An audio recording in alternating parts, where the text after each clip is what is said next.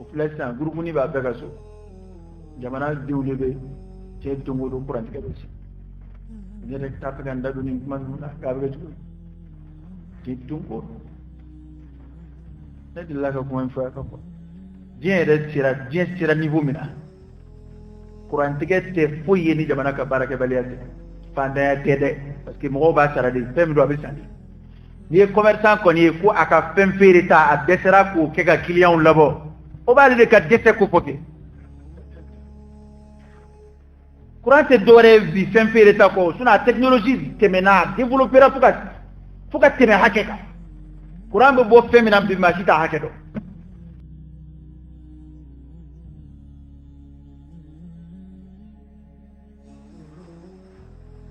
adamaden tɛ se ka balo ni fɛn minnu tɛ ala ka dɛmɛ kɔfɛ ala ye ɲɛnamaya siri fɛn minnu na i komi balo i komi ji b'ala kira ka kuma dɔ bɛ yen sallallahu alaihi wasallam ko sadakati lafisamanti ko ye ka mɔgɔ lami ji la e ma kuma in faamu e bɛna fɔ e ji dama taa ilaha i t'a dɔn ko ɲɛnamaya siri bɛ ji la fo ji ko gɛlɛya bɛ sigida mun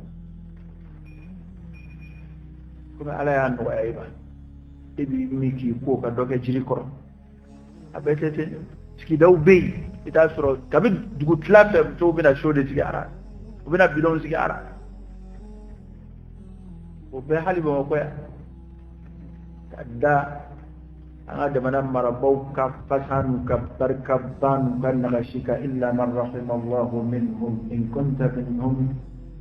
ayiwa u bɛ se ka ne to yen bana in marabaa fanba u ma kɛ maa barikamaw ye dɛ i tɛ bamakɔ dugu kɔnɔ yan i y'a ye ko adamadenw bɛ magariko kɛ ji nɔfɛ halisa bamakɔ dugu kɔnɔ yan taa aw ye miliyari 4-5 k'a fiɲɛ ka taa fili dɔw bɛ t'u ta fili kungo kɔnɔ tɛ fɔ ko ka taa marada fo ka taa fili farafin ka wari ta ka taa bila Suisse ma taa fili yan a wari ta ka t'o mara tubabuw bolo effet bɔra minnu yɔrɔ ka na wari bɛ dilan yan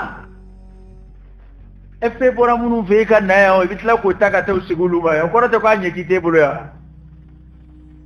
o danga min y'i sogo labɔ dɛ o tɛ siga t'o tigi ka dangatɔya la koyi bawo bɛ jamana miliyari damadɔ suɲɛ ka taa bila jamana kɔ kan an fɛ yan an ka nin fan da jamana in kan maa danganenw de ni danga yɛrɛ tɛ ne ye tɛ tafsiri foyi la miliyari kɛlɛ a bɛ forage joli se e yɛrɛ faamatɔ filɛ i bɛ taa togoda kelen n'u ye forage kelen sɔrɔ fo faamaw bɛ taa inauguré a tɛw tɛ tɛmɛ 5 millions baara kan o yɛrɛ forage 5 millions 7 millions 10 o ye n'a sɔrɔ a tɔgɔ ye di château bɛ k'a la ka panneau ni fɛnw k'a la n'o tɛ n'i ko an ka se ka pompe sigi a kunna o yɛrɛ tɛ surunya o la nka o n'a tɛ ale yɛrɛ bɛ jamana min kɔnɔ n'o burusi kɔnɔ dugu kelen y'o sɔrɔ u bɛ ɲɛnajɛ k'a la nka a b'o o ba tan la wari ta ka to o fili ka n'i sigi yan o y'a to a caman bɛ ka ta ka wari ninnu balani to hali bɔ b'a t'u la farafinna wari caman balani do dɛ ni min sara bani e wari suɲɛnen maa wɛrɛ bɛ se ka t'o nɔfɛ n'a tigi tɛ jɔnni bɛ se ka taa zo ka wari ɲininkali kɛ ni zo yɛrɛ tɛ a yɛrɛ y'a bila yɔrɔ min ale yɛrɛ de bɛ se ka taa bɔ farafin président minnu sara k'u ka wariw to tubabu la a wariw kɛra cogo di u ye du minnu jɔ tubabuw fɛ a duw kɛra cogo di u ye mobili biirika minnu san ka bila yan mobiliw kɛra cogo di mun bɛ se ka fɔ nin na ni danga tɛ ni danga tɛ yen nɔ fantan jamana den k'a ka nafolo ta a ka jamana nafolo ta ka taa n'o ye mɔgɔ wɛrɛ maa minnu ka wulu koliji ka sanu e mini ji ye maa minnu ka sɛ siyɔrɔ ka ɲi e siso ye ka tila ka t'o wari d'olu ma ye o danga kɛlen ka adamaden sogo labɔ ten dugawu bɛ mun ye o mɔgɔ ye dugo bina be ka be mena mamunu ma olu de be ko e ngani ya jugu dia min fle ela dugo je mina e ma parce que ni anta ni to e ngani ya jugu ya di e yebe fa daw na yebe de e rek yi islam ka islam yo lanni be bu daraja ka bi no bu islam yo na ya rabbi ya la ya rabbi siru ko na bina nafiya kuma fo o ambe islam de vraiment jamana islam de billahi islam de ba ke muna at islam u deme jamana inde islam de senga bula geleya buka na fulo dodum be jamana ko an ambe ka kashi kumuna ma foko jamana ye setigi jamana ye de nga ambe kashi kumuna ulu nyana ba warbe jamana ngona wallahi sigida ka siga jisoro jamana te de shawla sigida ka siga qur'an soro jamana te de shawla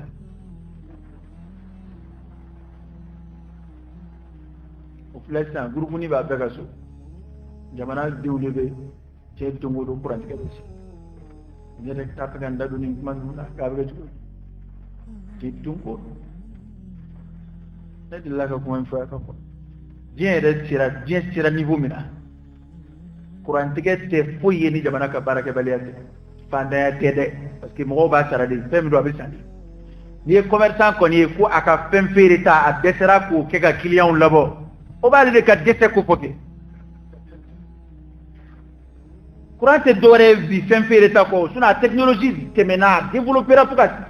fuka teme hakeka Quran be bo femina bi ma kita hakedo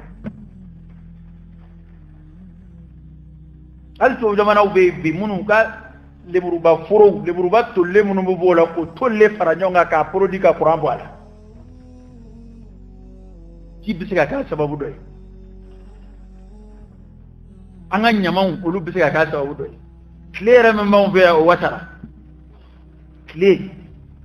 bon vers ni que Quran sur la te ka la bi au watara ya o société kele de daga dumbe jamana dala ko jamana tadu énergie na siga Quran di mo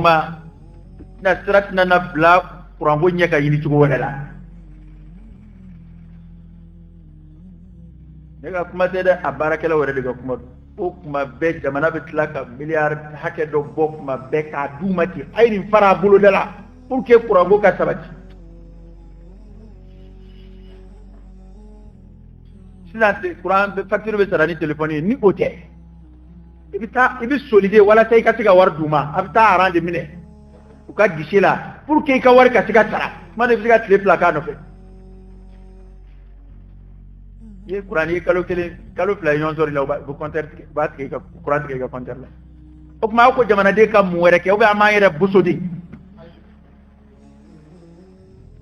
Quran be sara jamana to la to be sara yake mo shi ma fo ko Quran do aka sula fula na jamana ka organiser ka Quran soro ka feri ama jamana de desero la ama fo ku ga di fula de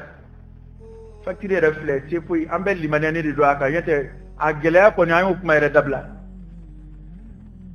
jamana Quran gelali o kuma ere dabla la parce que vitamine ni réseau do ina fo kina boy réseau do la ina do dola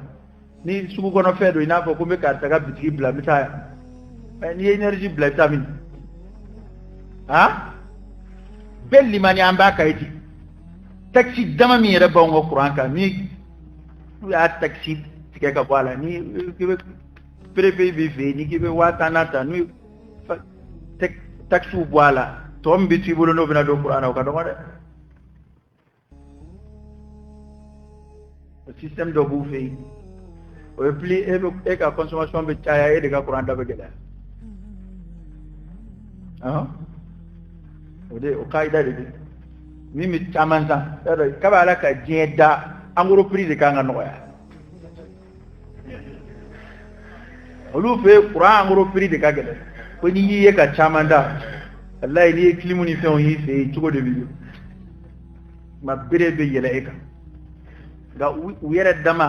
ni bu yere ka domaine na izinu ni fe on we ake do law da dama na ko izinu tag da ka ngano ya ko izinu bu baraka onde ya tari izin de ba ngo Quran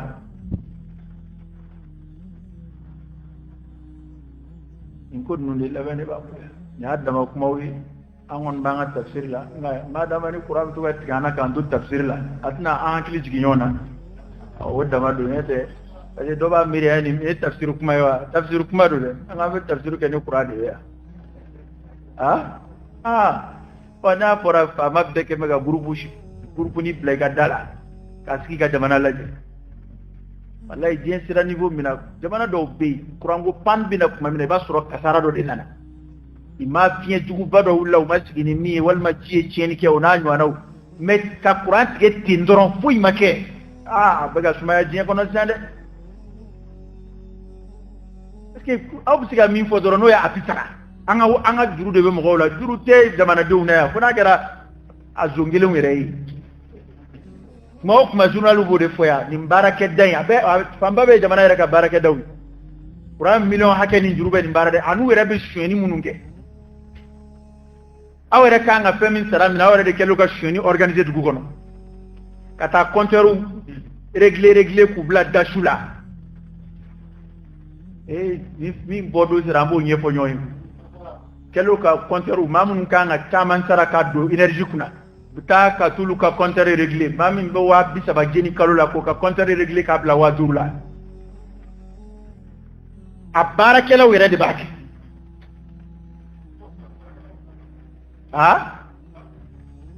a baarakɛlaw de ka baara don wa baarakuntigiw fana b'a kalama bɛɛ de b'i ta sɔrɔ a la jamana jumɛn bɛ taa ɲɛ nin kan o bɛɛ de bɛna wo anw fantanw sigilen kunna anw minnu tɛ hala namara kɛcogo ɲɛ dɔn anw de ta bɛ kani kɛlɛ 5 ampères ni min bolo 10 ampères ni min bolo 15 ampères ni min bolo ka woroba minnu kan ka sara o baaradaw t'a sara nafolotigi minnu kan ka sara olu ta b'a négocier jamana a tugu